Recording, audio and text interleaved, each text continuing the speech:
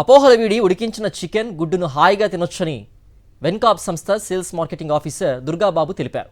Chicken తినడంపై నెలకొన్న భయాందోళనలు దూరం చేసేందుకు కాకినాడ జిల్లా పిఠాపురంలో వెన్కాప్ సంస్థ ఉచిత చికెన్ పంపిణీ చేపట్టింది. బర్డ్ ఫ్లూ పక్షులకు సంబంధించిన వ్యాధిని మనుషులకు రాదని వైద్యులు చెప్తున్నారు. ఇకపై ప్రజలు అపోహలకు గురి కాకుండా చికెన్ను 70 డిగ్రీల వేడితో బాయిల్ చేసి తినడం వల్ల ఎలాంటి బ్యాక్టీరియా ఉండదన్నారు. ఉచితంగా చికెన్ తీసుకోవడానికి జనం బారులు తీరారు.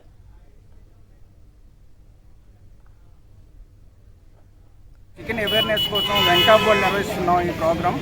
అంటే గత కొంతకాలంగా చికెన్పై అపోహలు కానీ ఇవి కలగడం వల్ల వెన్కాప్ కంపెనీ దీని గురించి అవేర్నెస్ క్రియేట్ చేయాలని చెప్పి కాకినాడలోనే కొన్ని ప్రాంతాల్లో నిర్వహించింది. తుని, పాయికరపేట, అడ్డరోడ్డు, రౌతులపూడి, కత్తిపూడి, అలాగే పిఠాపురం, ఉప్పాడ ప్రాంతాల్లో ఈ చికెన్ అవేర్నెస్ ప్రోగ్రామ్ని క్రియేట్ చేస్తున్నాం.